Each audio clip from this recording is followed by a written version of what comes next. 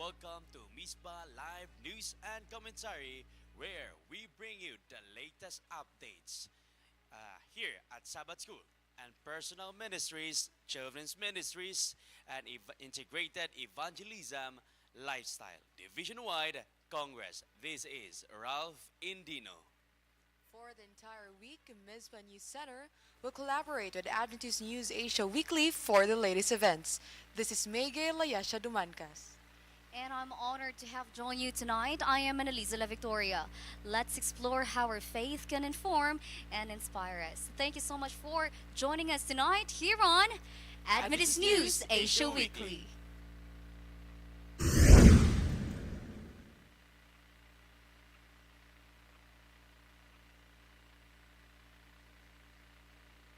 Fire.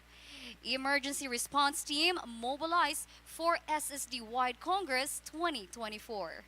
Adventist Church in the Southern Asia Pacific hosts International Congress for Ministry Leaders. And delegates enjoy a delightful array of exquisite dishes, sure to delight the taste buds of everyone.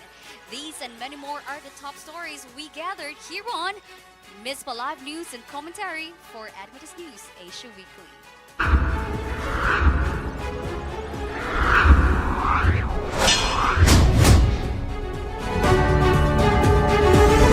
Live from Mountain View College of Valencia City, Bukidnon.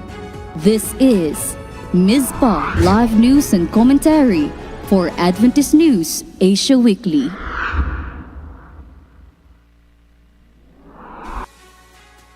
Leading today's headlines, as part of the grand opening night of the SSD-wide Congress 2024, delegates are treated to spiritually uplifting experiences featuring a dazzling display of fireworks and inspirational music presentations. Let's hear from Rex Adeliano for the details. Rex?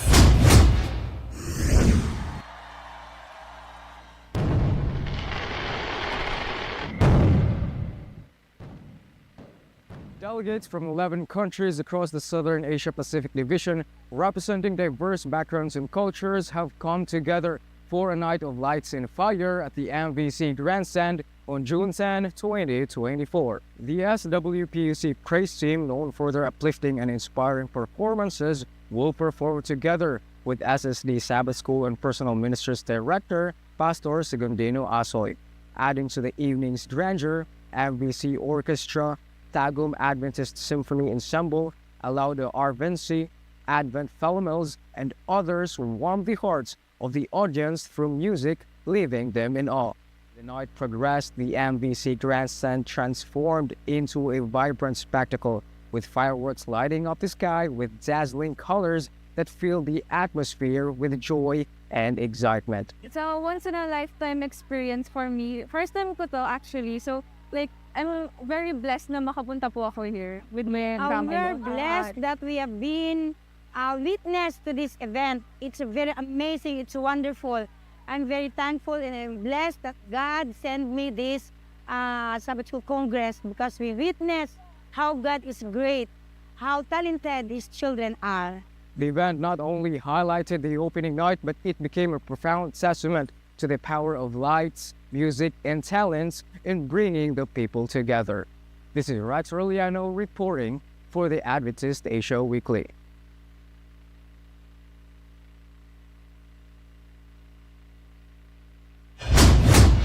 Spectacular fireworks and moving musical performances is indeed a truly well-deserved treat to our delegates. Thank you so much, Rex.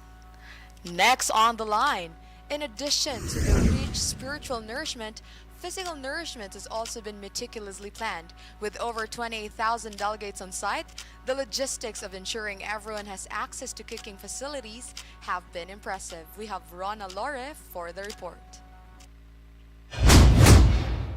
As the division-wide Congress continues with over 28,000 registered delegates attending, the importance of basic necessities is emphasized. Among these, the food stands out as a top priority, with attendees gearing up to cook their meals throughout the week-long event. The delegates are expected to bring their own cooking equipment and ingredients, while some delegates prefer eating in the food courts. Most of them use gas tanks as it is the most convenient way of cooking rather than using wood for fuel. This fosters a sense of self-sufficiency amidst the limited resources on campus. Whatever methods the delegates employ, each has found a way to make the most of their available resources to nourish themselves and prepare for the sessions ahead. Na aking ginagawa doon sa aking mga gamit na gagamitin dito sa Congress na ito, Sabbath School Congress, akin na pong pinapadala sa courier. Aking cooking set, aking burner, so yun po yung aming ginagamit. Masarap pa rin kumain ng pagkain na siyang niluluto talaga. Bumibili kami ng mga gulay at aming niluluto at piniprepare pa sa pagkain. The Bible tells us about God's rules in the kitchen, and this Congress empowers delegates to take charge of their culinary needs. This is Rona Lauer reporting for Adventist News Weekly. Thank you, Rona. Truly, we are reminded of the importance of ensuring basic necessities for all attendees. This collective effort not only nourishes the body but also fosters a sense of community and support. As the Seventh-day Adventist Church continues to navigate in our contemporary time, its enduring mission of service shaped its identity and purpose.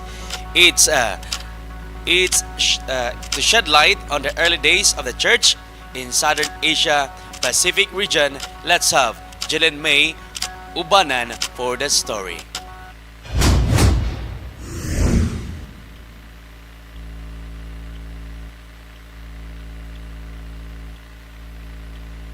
From disappointment emerges a committed remnant who diligently seeks the scripture for truth, including the observance of the seventh-day Sabbath.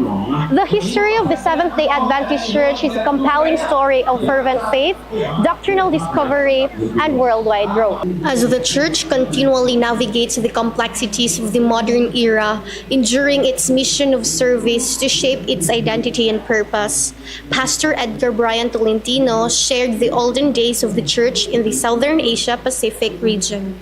We remember the dedication of a man who went for a missionary work by himself, Abraham Leroux. He spread the good news of salvation through the printed page, and these books did not only reach China, it also reached the islands of the Philippines, Indonesia, and also the islands of the sea. For several decades, we were not able to send foreign missionary in China and in other places because of the lack of fund. And when the JER conference reorganized, they were able to form the Foreign Mission Board that sent more missionaries to Southeast Asia and to the parts of Asia. Ellen White, her writing on the Desire of Ages, Thoughts from the Mount of Blessing, and Christ Object Lesson that made an impact all across the world, even though she was in Australia. And she was able to write Education. And Impact in Education was able to reach the whole world because of the establishment of Avondale that became the model of all educational system of the Seventh-day Adventists. The church history stands as a testament to the resilience and faithfulness of its pioneers and adherents. Today, Adventism continues its mission, committed to proclaiming the gospel message of hope, wholeness, and redemption to a world in need. This is Jolene May Ubanan reporting for Adventist News Weekly. It's good to fully understand that church history stands as a testament to its resilience and faithfulness of its pioneers and adherents. I hope that our viewers, or even all of us, get to appreciate and become more committed in proclaiming the gospel. Thank you so much for the report, Janelyn. An emergency response team has been mobilized to ensure the safety and well-being of all attendees at this year's Congress. With thousands of delegates gathering from across the region, the team is equipped to handle any situation that may arise, providing medical assistance, security, and logistical support. Here's Alvin Jake for the report. A comprehensive network of response teams spearheaded by the Incident Command System has been mobilized to ensure the safety and well-being of all delegates attending the SSD-wide Congress 2024. These teams come from different missions and conferences, specializing in various emergency response aspects. Adventist Rescue Operators Network, or ARON, ensures any health crisis and medical emergencies immediately. There are also first responders such as the Advent Youth Emergency Medical Team, or IM, Kingfishers, and Hugpong Federals stationed in different parts of Mountain View College to provide medical assistance whenever in need. There are also teams such as Simamra and Kamayra that maintain order in the roads and oversee any water-related emergencies respectively. Pag-ipahigayon nato ang SSD-wide Sabbath School Congress, ilabay na si Adventist Rescue Operators Network, naghimo po ni og preparation una sa tanan ang ato ang kaugalingon, ang among kaugalingon para usab sa giridi alang sa pagsuporta sa usa ka semana trips nga serbisyo sa ato ang mga delegado. Ang usab ang ato usab nga mga ekwipo, ang ato usab nga mga cardiac monitors, ang ato usab nga mga pang vital signs, giridi usab nato para matiman ang ato ang mga pasyente. Aside po na giridi po nato ang ato ang ambulance sa isa ka semana nato nga suporta sa ato ang gihimo nga kongreso, mahimo usab nga hapsay no, ilabi na usab sa pagatiman sa ato ang mga pasyente. Amid the SSDY Congress 2024, the presence of these response teams resonates deeply with the spirit of compassion and service embodied by Jesus Christ. This is Alvin Jake Aliman from Mass Media South Philippines, reporting for Adventist Asia Weekly.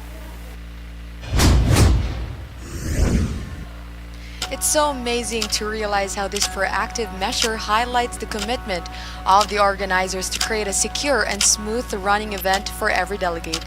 Thank you, Alvin, for your report. At this moment, whether you're seeking guidance on a challenging issue or looking for deeper understanding of our growth as believers, we provide a platform for your most pressing spiritual questions to get answers directly from our spiritual leaders, our pastors. Let's join Adeline for today's Ask a Pastor. Hello Asia! Hello world! Welcome back here in our new episode of Ask a Pastor. Now, let's find a youth to join us today in this episode. Hi, good morning! Hi, good morning to... By the way, I am Adeline. How about you? I'm Rojen Tadeja po from Northern Davao Mission. Wow, And nice meeting you. And you? Shine Heartbeat Bentecuesto po. Yes. Okay, can I have some of your time? Yeah, sure. Do you have some questions in your mind about faith, love, about life, something like that? Yes po. Okay, join me and let's ask a pastor. Let's go. Let's go. Let's go. Oy, Pastor! Good morning! Good morning! By the way, I'm your subscriber in YouTube po. So you're enjoying here in Mountain View College? Of course, Pastor. Praise the Lord. God. So what are the things that I can serve you? Can I ask some question po? Sure, you can. Pastor, my question is, do you believe in love at first sight? Wow, amazing! Love at first sight. Yes, I Pastor. believe we can have that something, love at first sight, in the sense of God, it will be. Because it happened to Isaac and Rebecca. Yes, Pastor. They had love at first sight. But you know, in our time today, it is very hard and it is very Yes, disappointing Pastor. to have that love at first sight. But when it comes to biblical perspective, you can do it provided that you have prayers behind all the things. Because love at first sight in human perception, it is very disappointing. Okay. But in the insight of God, back up with the prayer and fasting or whatsoever Yes, the things Pastor. that needs for spiritual growth. And I want to tell you, love at first sight in the sight of God is the most amazing love you can ever have. Amen. Do you have your love at first sight? No pa, Pastor. So try to look around. Yes. You will see all of them around. Huh? You can see on the right side, on the left side, up. And- But you know, the first love at first sight you can ever have is Yes, Jesus Jesus Christ. I can remember someone. He Yes, was Pastor. asked, he was a Miss Universe, and he was asked by a reporter, why you choose this man rather than those who are actors in the showbiz. Yes, Pastor. And she said, you know, I prayed to God that God will send me someone who first love you than me, because I do believe you will teach him how to love me. And that is the greatest love at first sight. That's why I want to tell you, Yes, you Pastor. just ask the Lord, God, give me someone who loves you at first sight. Even though we are so far to each other, Yes, but He loves Pastor. you more than me. That is why your love, just put it in God, because God is always love. You still have so many questions? No, Pastor. Thank you. Thank you so much. Indeed, love cannot always be found at a first sight because it's not in a hurry and it takes time. But don't worry, if you believe that Jesus can turn water into wine, He can surely make you mine. This is Adeline Kenti. See you on next episode. Thank you, Adeline, for that very insightful conversation with Pastor. For our commentary, netizens all across the globe are talking about the secular music played during the Congress. This begs the question, is this course of action not acceptable for religious gathering? Various data and research says Sabbath school cannot keep the younger generation in the church. What do you think are the strategies to keep our youth engaged in Sabbath school? These issues and more will be discussed to you right from the pillar of Adventist ministries in the Philippines, Pastor Edwin Gulfan, here on MIZPAH Commentary.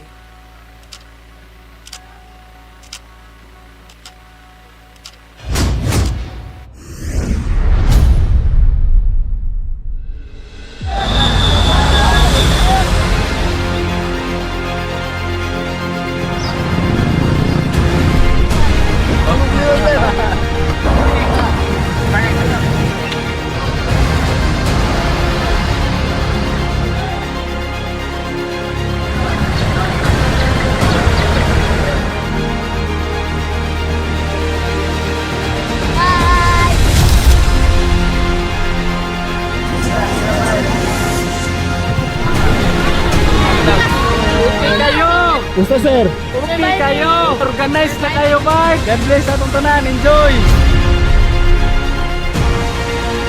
Layo kayo pero malipayon kayo may nga nakaabot ni diri nga safety. Praise the Lord kayo.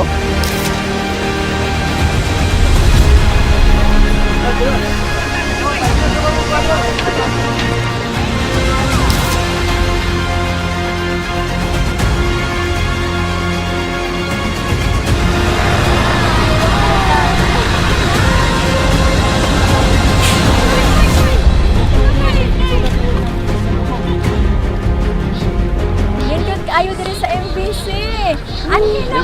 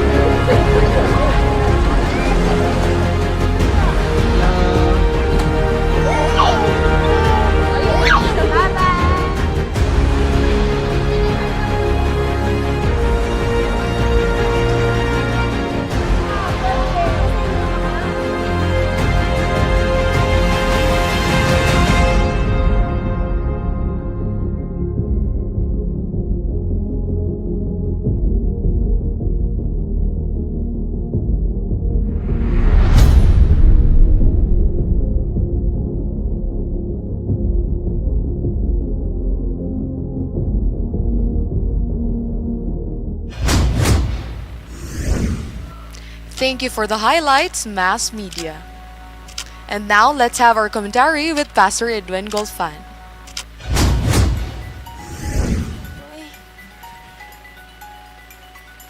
Good afternoon mga kapaglaong friends and families all over the world. This is MIZPAH Commentary and we would like to thank MVC Media Studio for allowing us to hold our MIZPAH broadcast here in this beautiful studio. Thank you Ayesha, Annalisa, and Ralph for bringing us updates and information about the latest events at Sabbath School and Personal Ministries, Children's Ministries, and Integrated Evangelism Lifestyle here in Mountain View College, Valencia, Philippines. Ladies and gentlemen, friends, during our 4-day in this Congress, there has been a lot of news and issues circulating online, and I believe we need to address that.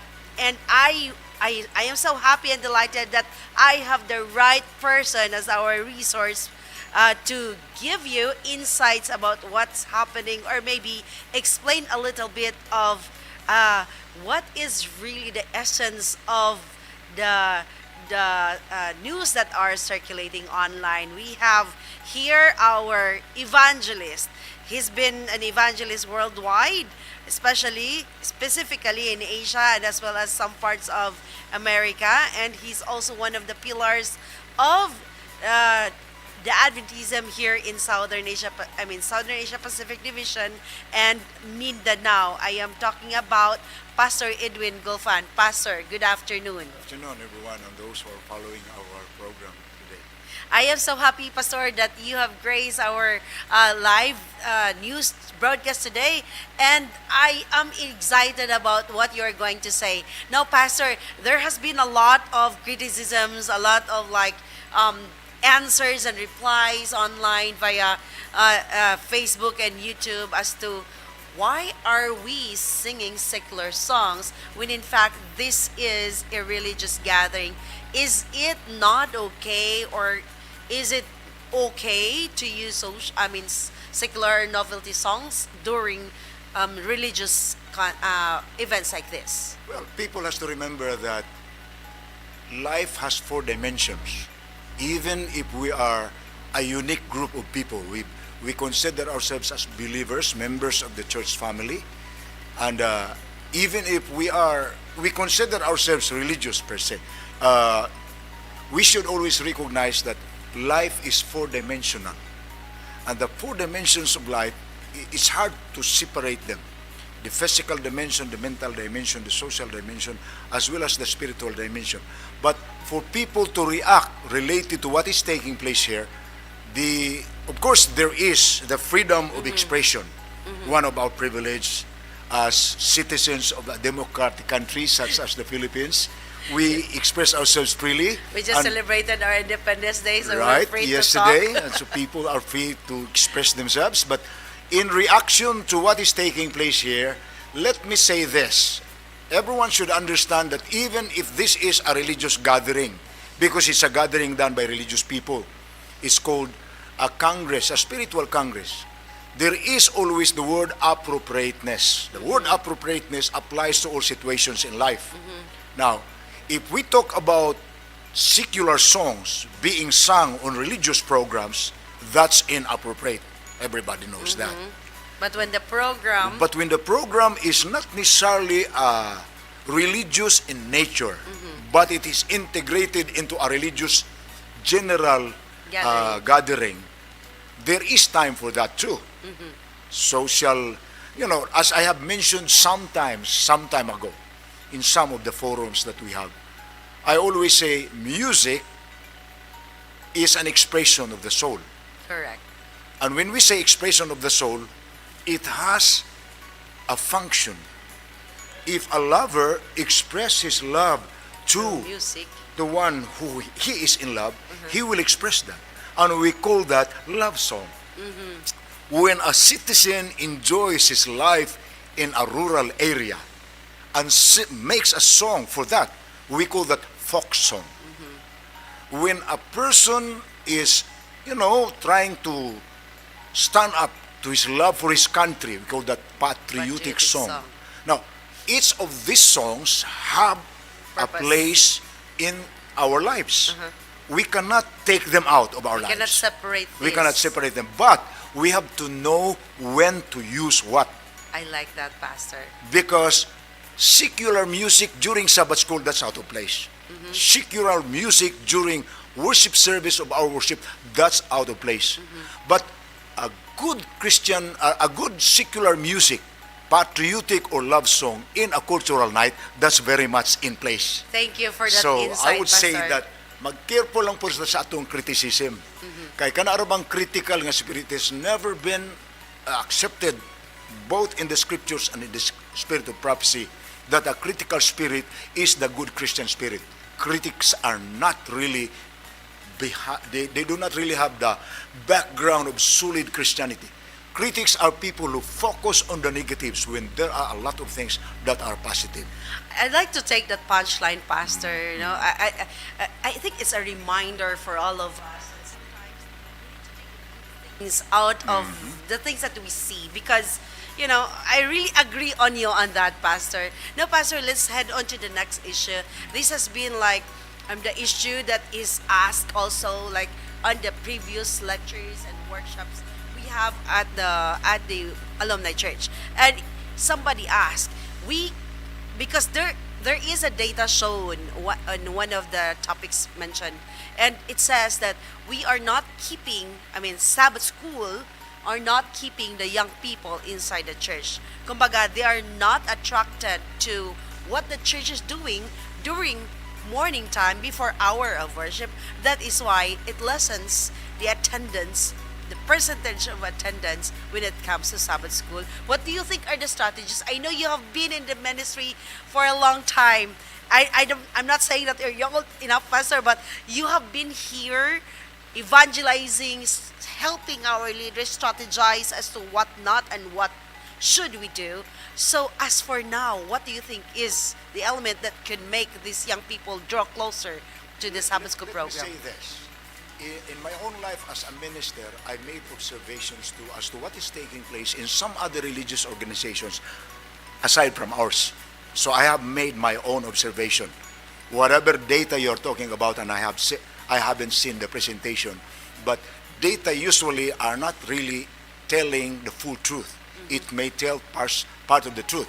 But let me say this. One of the major challenges we have as a church is the fact that many of our local churches are one building center of worship. It's a one church building center of worship where all things take place during the Sabbath hours. That is one of our disadvantages, and it's a challenge, because how can you make a program for the kids where there is an adult Sabbath school in such a building?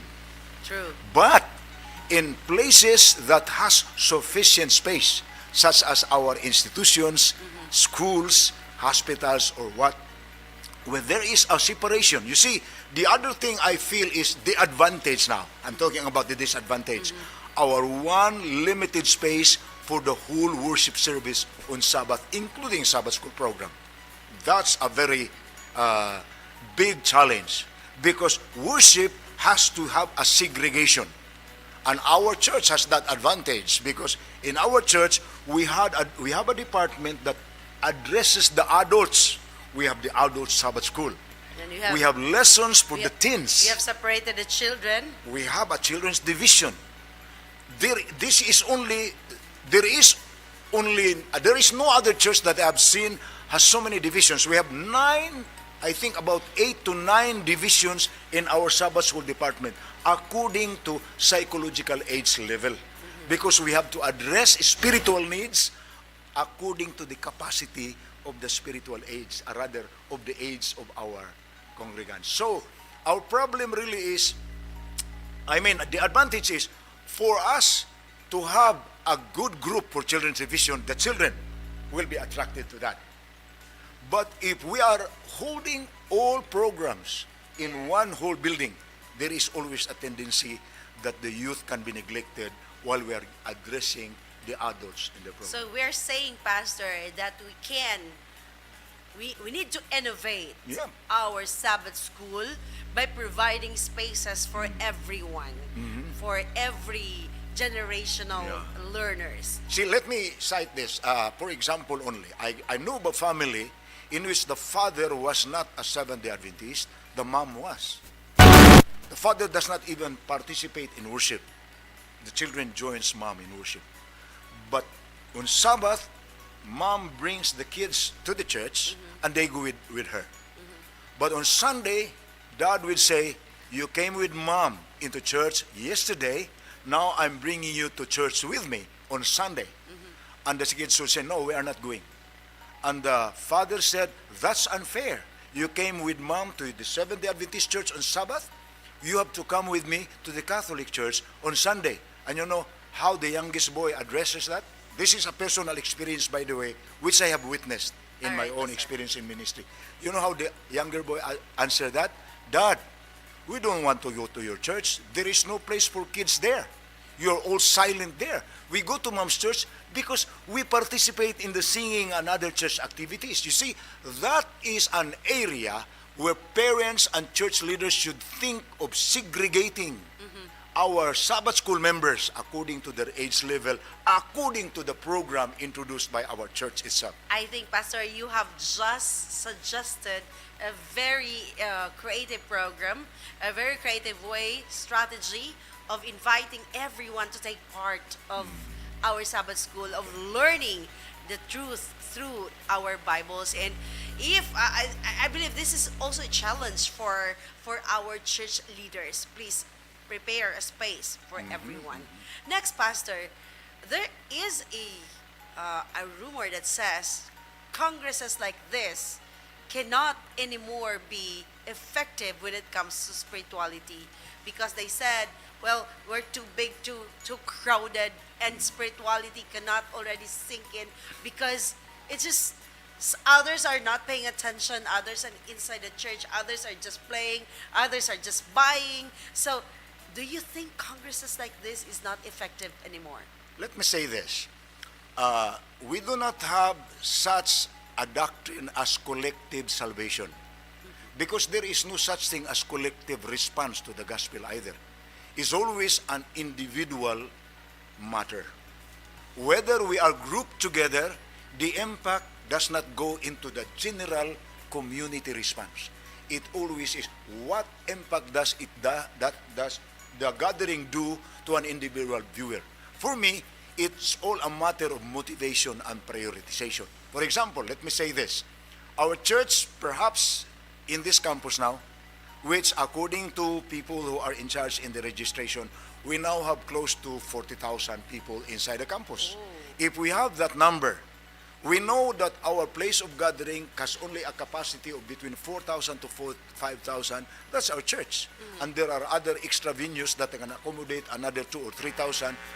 Precisely, if we talk about people who are giving attention to what is taking place as far as presentations are concerned, we can say about 7,000 to 8,000 are giving attention to what is taking place as far as the program is concerned. Where are the more than 20,000? They are there visiting the stores, they are visiting, are going around, because they consider this not only as a spiritual gathering, but a time to fellowship together, the social gathering, the time to reconnect. So, as I have mentioned a while ago, the impact will always be dependent on the personal response, a person's personal motivation, and a person's personal prioritization. If a person is motivated to go there for spiritual growth, he will attend the church. He will find ways to find a set in order to listen to the lectures. But if a person is after connections, and they are even posting that after 31 years, we have finally met my friend. My friends, I want to tell you, impact is spiritual, social, or whatever, always depends on a person's motivation and prioritization. But motive for the gathering is concerned, it's not defeated. We can finish the gathering and we will all say, praise the Lord, we have a joyful fellowship in the Hilltop campus. Thank you so much, Pastor. That was that was a comprehensive discussion with you, and I like it so much. All the time, your mind is beautiful. You've been really sharing good stuff to our viewers and to all of us also, and I like it very much. And thank you so much, Pastor. Now, Pastor, I'll give you the time to talk to our viewers on something that will inspire them today. Brothers and sisters, or even our viewers, we are a people who believe that the life we have in this earth has a very short time left before Jesus comes. Ultimately, all things will come to an end, and that is when Jesus comes. There will be a major transition into a different sphere in life. We should do everything we have in our present capacity and the remaining time to make the right priorities, whether we live as a group or we exercise our lives individually. God bless everyone.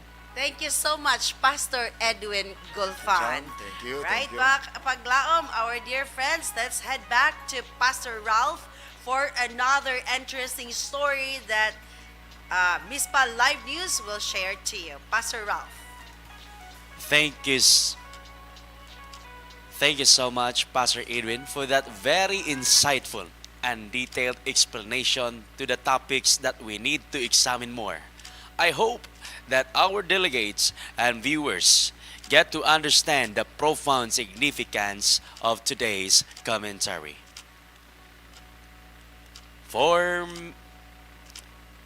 For many years, Mountain View College has always been a place of gatherings and fellowship. This year, 11 unions comprising various countries swarm inside the campus for the division-wide Congress after 5 years of anticipation. We have Paul Rago for the detailed report. Mountain View College becomes a global Adventist fellowship center, hosting a division-wide congress on Sabbath school personal ministry, children ministry, and nurturing discipleship retention, integrated evangelism lifestyle, or NDR-IEL. Delegates from across the Southern Asia Pacific gather to inspire and mobilize Adventist church members for ministry. Delegates from Myanmar, Malaysia, Thailand, Timor-Leste, Indonesia, Philippines, Cambodia, Vietnam, Laos, and beyond unite to explore innovative Sabbath school teaching, personal outreach, engaging children and youth, and holistic NDR-IEL principles for nurturing and retaining disciples. Hello, good evening. I'm Timongji from Myanmar Union Mission. This is the first time in Mountain View College. It's an amazing place. And this is a wonderful place for me. This is my first time experience in Mountain View College. So many people are very enthusiastic and very religious. And they just came from every part of Philippines and they just gather here and the things, the people here. It's a very interesting and I feel very blessed to be in Mountain View College. The Congress offers diverse sessions tailored to Adventist ministries, enabling delegates to share success stories, exchange best practices, and tackle common ministry challenges. This is Paul Rago reporting for Adventist Asia Weekly.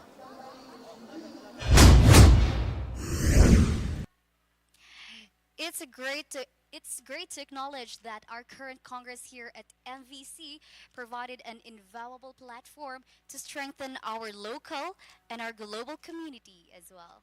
Thank you, Paul, for that report. Philippine Red Cross is hosting a vital blood donation drive showcasing the spirit of service and community within our Adventist family. Let's hear directly from Rona for the report. The Philippine Red Cross initiated a blood donation campaign at Mountain View College with the Adventist Church in the Southern Asia Pacific. From June 10 to 13, this drive empowers delegates to save lives and to offer critical aid to those in need. The Philippine Red Cross team is composed of nurses, medical technologists, and doctors who actively join forces in conducting this event. Many attendees participated in this noble cause as the program highlighted the organization's dedication to promoting health and well-being. The medical representatives emphasized the value of blood donations in saving lives and extended gratitude to all who contributed. I'm a medical doctor from the Philippine Red Cross. So the main purpose as well as the main benefit of blood donation drive is to help people, those who are in need of blood. So it's not just a single person that needs blood. There are a lot of people who needs blood. A single drop of blood can prolong a life. This initiative invites delegates to join a movement aimed at making a difference. Hebrews 13:16 reminds us, and do not forget to do good and to share with others, for with such sacrifices God is pleased. This work transcends mere donation. It's about saving lives. This is Rona Lowry reporting for Adventist News Weekly.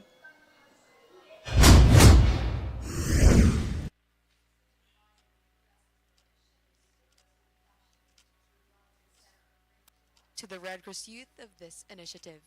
Maraming salamat po. Thank you, Rona, for that report. At this moment, we give you another inspiring episode of Awesome Adventist, where stories of Adventist people come into the air.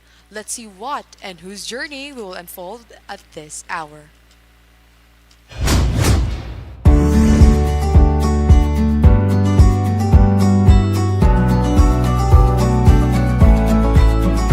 Ako si Isher Manggubat, nagapuyo sa Kalumpang, diyan sa Santos City. Usa ka driver, naay isa ka buk asawa, tulo ka buk anak.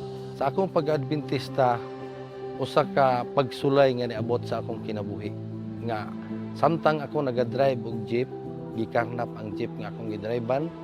Unya 1990 usa ka panahon na nga ila kong gipakya og 500 nga magkarga daw og kalbasa. Kuhaon na namong kalbasa sa area.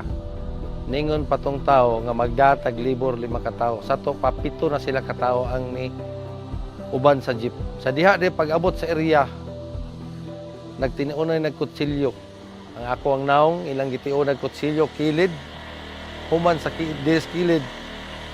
Nisinggit ko sila nga pinatyanay yung tuyo. Moto dito panahon na makagsuna nakailog ko kutsilyo. Ako po silang giilog ang kutsilyo. Gidunggab na ko sila adtong panahon na. Pagdunggab na ko nila, ninaog ko sa jeep. Dinunggaban may makaigsunan og murag salidas TV nga one-on-one yun, dunggabanay. Sa diha na makaigsunan nga nadunggaba na adtong panahon nang idunggabay minadubunalan kog kahoy kanang extension sa jeep. Motoy nakabunal sa tuwa. Natumba ko, pagtumba nagkuhag pusil ang isa ka tawo o gilodhan ko gipusil ko 45 pero wa gyud na mobuto. Sa diha nga wa mobuto gigulgol ang akong liog og kutsilyo. Pag gulgol sa akong liog og kutsilyo, giusban og dunggab sa kilid kining dapita dire sa tiyan mo hinungdan mga igsunan nga ang jeep ilahan ang gidala. Pagdala nila sa jeep, atong panahon na, nibangon pug ko. Nakita na ko akong tinaing nana, nagbitay na akong tinay, akong gigunitan, gisapwang na ko atong panahon na. Pero kung atong panahon na, kung doon na gyud kay hugot nga pagtuo sa Ginoo, ang Ginoo gyud andam gyud mutabang sa imuha. Mo na hinungdan makaigsunan, nakita ko ninyo karon. Ang milagro nga ang atong panahon nga naabot ko sa ospital, ang milagro sa Ginoo gihatag sa ko. Nganong nakaabot pag sa ospital nga grabe naman akong kahimtang. Pero kung ang imo ding pagtuo ngadto sa Ginoo, kung imo ang hugot ang imo pagtuo, do nagyoy gihatag ang Ginoo nga maluwas ka.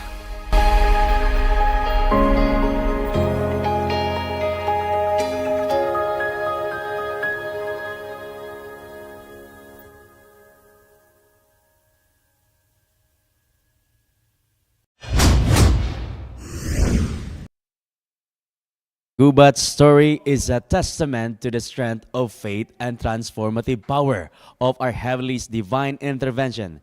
Thank you so much for that, and God bless you, Brother Ezra.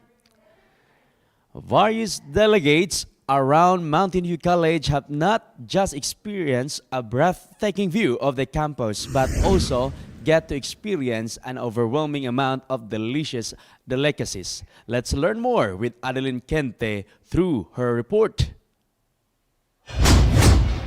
Hello, foodies! Today, we're diving into the delicious world of diverse cuisine. Join me as we explore the mouth-watering variety of food around us. Hello, good day. Hello, ma'am. So, what is the name of your store here? MBC Snack Center. Wow. So, what is the best food you have here that represents your place, and you can share it with the other delegates from different countries? The wheat buns. Yeah. And the soya milk. Wow. Because the wheat buns are made of natural ingredients. How about the soya milk? It will help you get hydrated. Oh, really? And also the most popular, Yeah. the cinnamon bread. Wow. So sweet and delicious. I recommend you to buy it. Oh, wow. So sweet, just like her, right? Maybe. Maybe. Okay. Thank you so much. Hoping that everyone or every people from the other country will buy this best food you have here. Thank you. Hello, sir. Good day.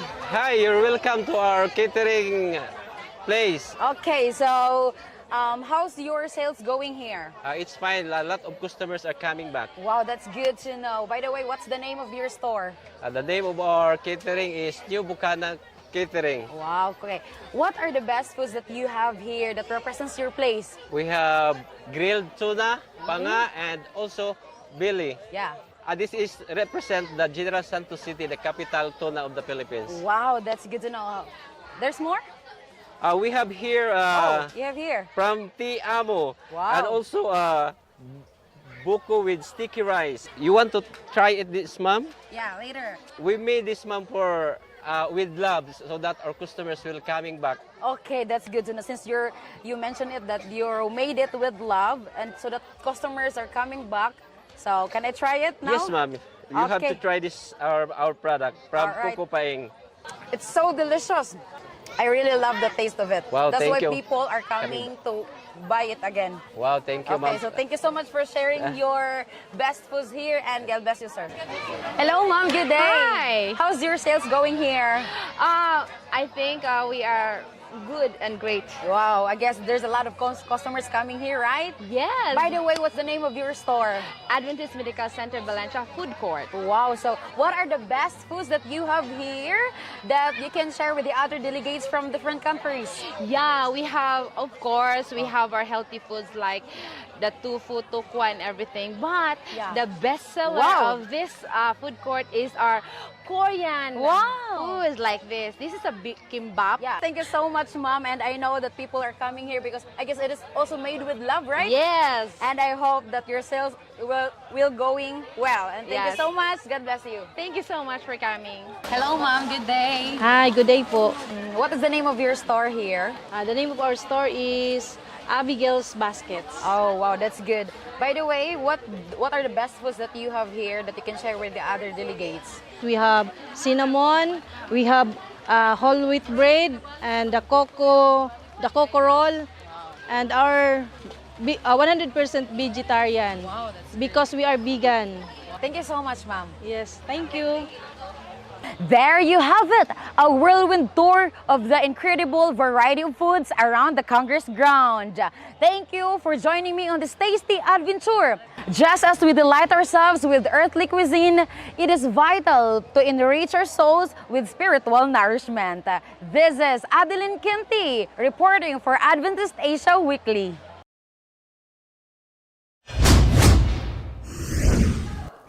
Indeed, good food for good people. Thank you for that, Adeline. Here in our Congress, we can't deny that we also like to recognize some or even several people that are deeply dear in our lives. So now it's the time of the day again to hear our delegates shout out their hearts out on the air. Let's see through Dessa, who are getting a special shout out of the day. Dessa. Hello, SSDians. How are you? I believe everyone is doing good. It's me again, Dessa, and I am here for another episode of Shout Out.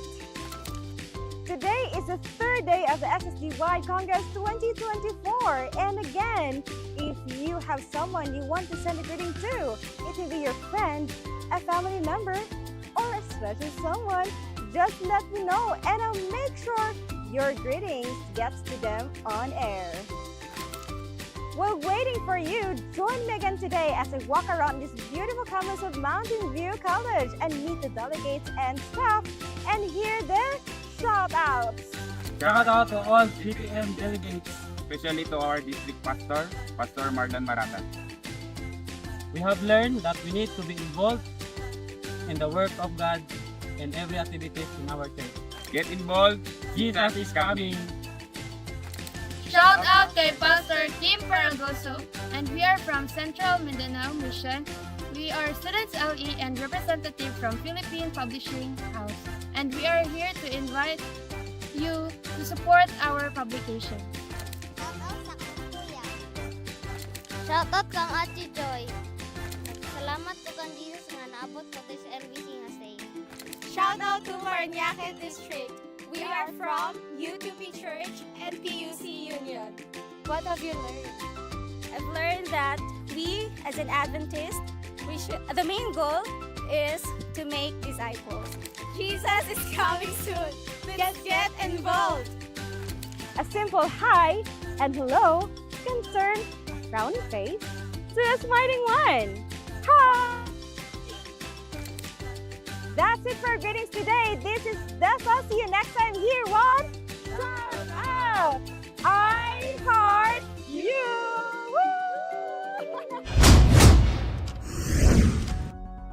Thank you, Deza.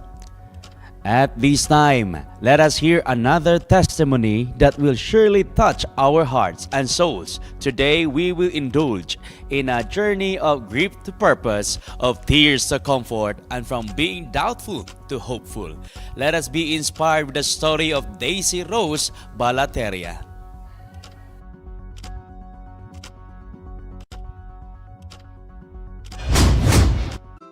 Hello, SSDians.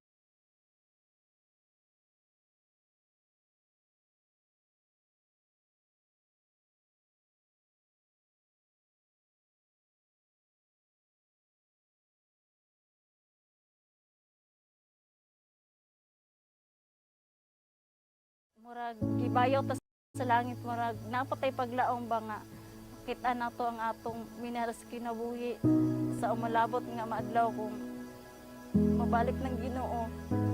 Mo di na akong ipangandoy niya. Kung maluwas ko, makita na ko kung nangawala na. Napitid akong mama nga palangga kay na ako akong mama.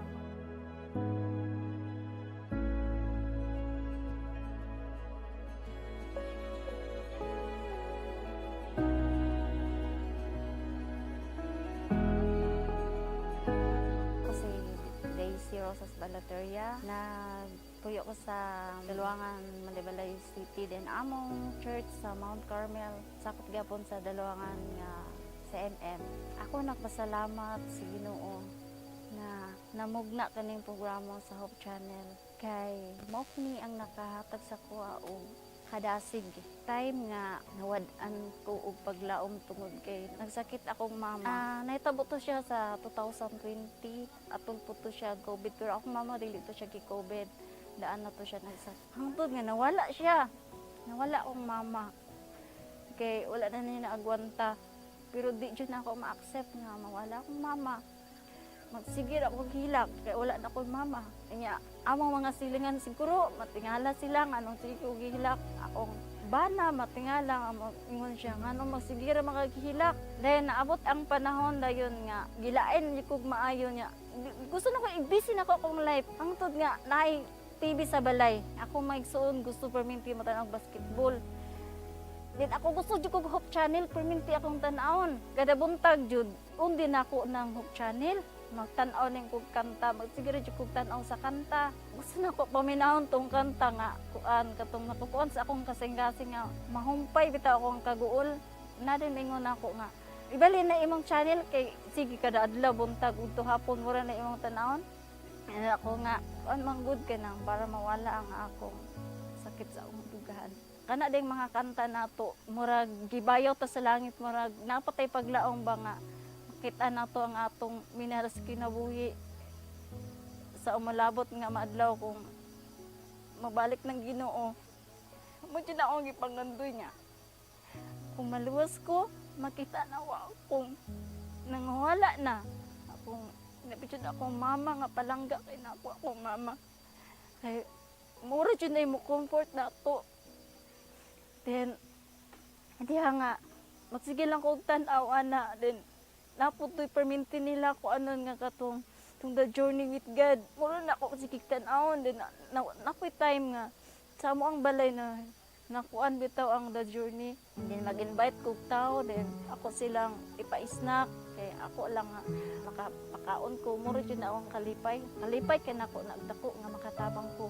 Muna akong ikuan sa nga tawo nga wala na jud pitay paglaom. Salig lang jud mo sa Ginoo dayon lang jud mo Hope Channel kay naadi ang paglaom mo na sa gingalan na siya Hope kay paglaom na siya. Salamat kaayo sa ingani lang ko pero wala ko na speak nga wala ko nagdahom nga makuan di ko ninyo malingi di ko ninyo bisag ingani lang ko kakabos ka inosente. Daghan king salamat ug ang Diyos magpanalangin ka ninyong tanan.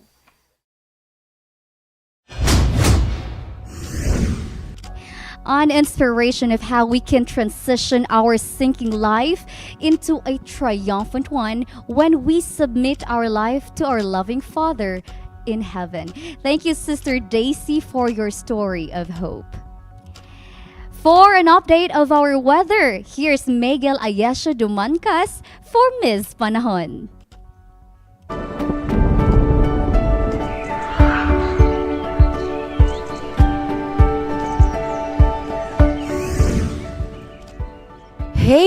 Hey there! It's time to break down our forecast for tomorrow, Friday, June 14, 2024. Grab your umbrella or sunscreen depending on what's coming your way. To find out what to grab, let's dive into tomorrow's weather forecast. Northern Mindanao is expected to have temperatures between 24 and 32 degrees Celsius. Our morning's weather will be overcast and chilly. After that, there will be isolated thunderstorms across the sky, and the afternoon will be cloudy. Showers and a cloudy sky is expected throughout the evening. Now I'm giving you a camping tip. Don't leave any waste or garbage. When you're camping, it's important to leave no trace, so you should pack out all your garbage and uneaten food waste, including things like grease and food scraps. You can dispose of it there. However, many primitive campgrounds will not have waste or recycling bins, in which case you should take it with you and throw it away next time you have the chance. Now it's time for Quote of the Day. When you give joy to other people, you get more joy in return. You should give a good thought to be happiness that you can give out. This quote reminds us to be kind to others and feel the goodness of giving out joy and kindness. Be a blessing. I'm your Miss Panahon, Miguel Ayesha Dumancas. Till we meet again here on MIZPAH Nahon.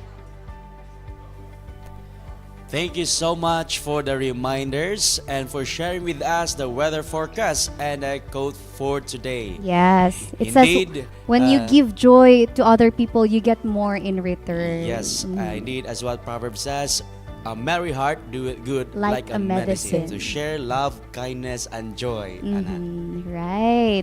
So thank you so much. Thank you so much for the weather update, Ayesha, and I would like to thank you all especially our team, the media team, for getting the stories and the news. God be with you all. I know this Congress is like the weather is like very challenging, and I know most of my friends here are getting sick already. But we don't forget to drink lots of water and take care of our health. Let's eat more healthy foods, to be more healthy, because we still have another day for tomorrow, and then we have the culmination on Saturday. Yes, Ayesha. So for our brothers and sisters who wants to get the latest updates for our division-wide Congress, to access a lot of pictures, you can scan the QR code that is shown in your screen.